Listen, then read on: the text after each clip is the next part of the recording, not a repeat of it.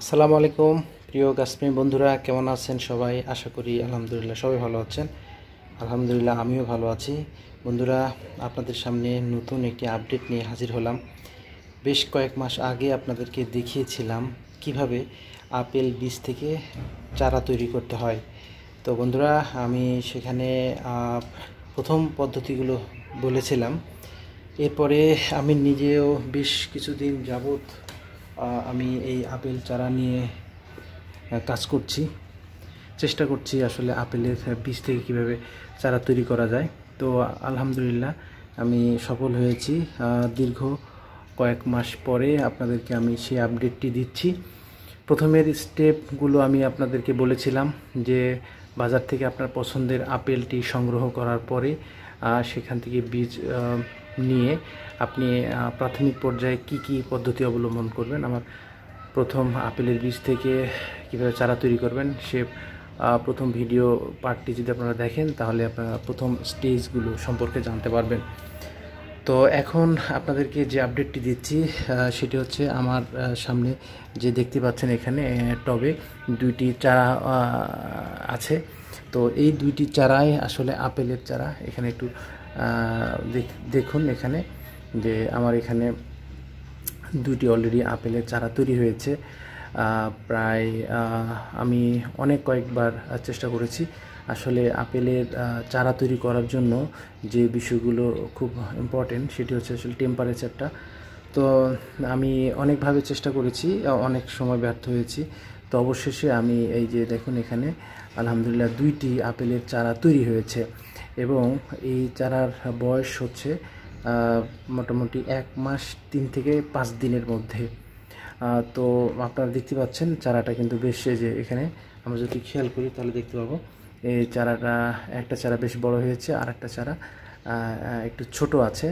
তো দেখা যাক ইনশাল্লাহ আমরা এই চারা থেকে পরবর্তীতে আমরা এর সর্বোচ্চ চেষ্টা করব যাতে করে এই চারাগুলো বাঁচে।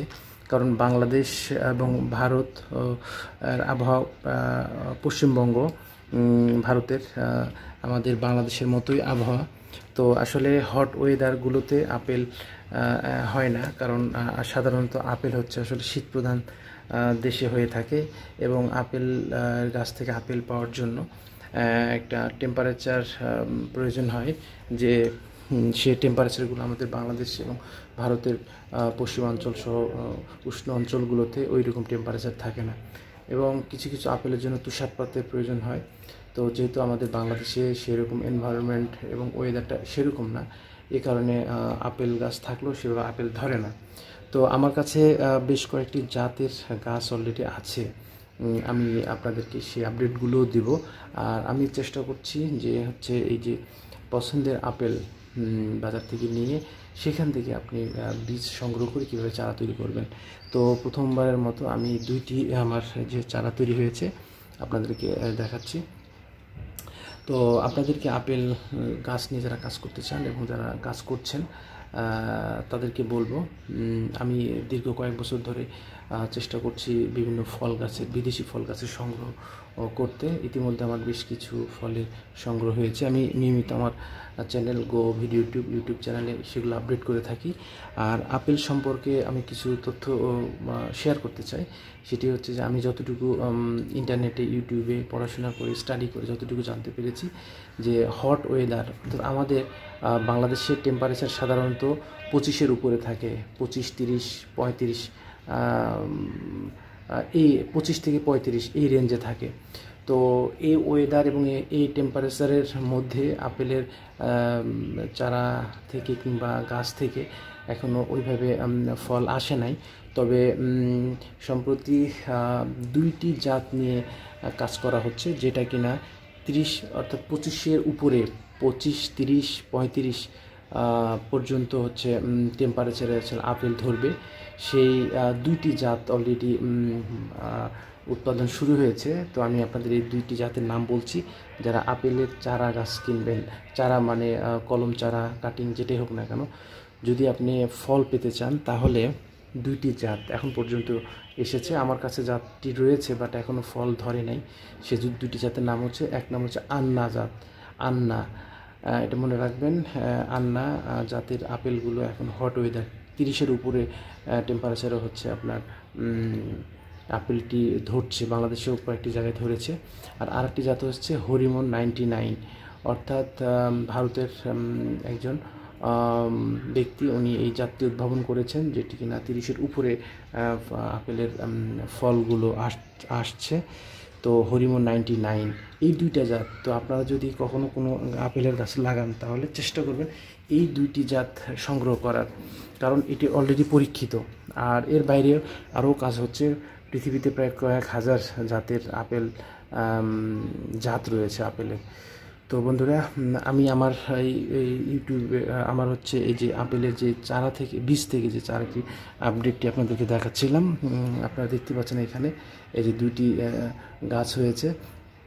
তো আমি এই গাছের আপডেটগুলো বন্ধুরা আপনাদেরকে আবারও দিব, এবং পর্যায়ক্রমে আমি এই আপডেটগুলো আপনাদেরকে দিব। আর আমার যে আন্না জাতের যে আপেল গাছ রয়েছে সেই আপডেটটিও আপনাদেরকে দেব। গাছটি বেশ বড় হয়েছে। তো বন্ধুরা, আপনারা আপনাদের যে অভিজ্ঞতা আছে আপেল গাছ সম্পর্কে, যদি কোনো অভিজ্ঞতা থেকে থাকে, নতুন কোনো অভিজ্ঞতা, তাহলে আপনারা অবশ্যই আমার ইউটিউব চ্যানেলে যে ভিডিওটি আপলোড করব সেখানে আপনারা কমেন্টস করে জানাবেন। আর আমরা চেষ্টা করব যে যতটুকু তথ্য জানেন কিংবা যতটুকু অভিজ্ঞতা আছে সেটা একে অপরকে শেয়ার করার, তাহলে অন্যরাও অনেক উপকৃত হবেন। আর আমি সবসময় যে ভিডিওগুলো দিয়ে থাকি আমি চেষ্টা করি আমার অভিজ্ঞতাগুলো অন্যদের কাছে শেয়ার করার, যাতে করে তারা অনুপ্রাণিত হন। পাশাপাশি আমি নিজেও আপনাদের মতামতের উপর অনেক গুরুত্ব দিয়ে থাকি। তো আপনাদের যে কোনো ধরনের পরামর্শ যদি থাকে এই ভিডিও সংক্রান্ত বা আমার ফল গাছের যে কোনো আপডেট সংক্রান্ত, তাহলে আপনারা আমাকে জানাবেন, আমি সেই অনুযায়ী আপডেটগুলো দিব আপনাদেরকে। আর আপনাদেরকে বলবো, আপনারা যারা আমার নিয়মিত ভিডিওগুলো দেখেন তাদেরকে অসংখ্য ধন্যবাদ। আর যারা এই ভিডিওটি নতুন দেখছেন তারা আমার চ্যানেলে অবশ্যই সাবস্ক্রাইব করবেন, তাহলে পরবর্তী সময়ে যখনই আমি কোনো ভিডিও আপলোড করবো সাথে সাথে আপনারা পেয়ে যাবেন। তো বন্ধুরা, ভালো থাকবেন, সুস্থ থাকবেন, দোয়া করবেন এই গাছগুলো যেন বাঁচে এবং এগুলো যেন বড় হয়। ইনশাল্লাহ একদিন হয়তো ফলও আসবে, সেই প্রত্যাশায় পরবর্তী এই ভিডিওর আপডেট আপনাদেরকে আবার দেবো। ততক্ষণ পর্যন্ত আপনারা সবাই ভালো থাকবেন, সুস্থ থাকবেন। আসসালামু আলাইকুম।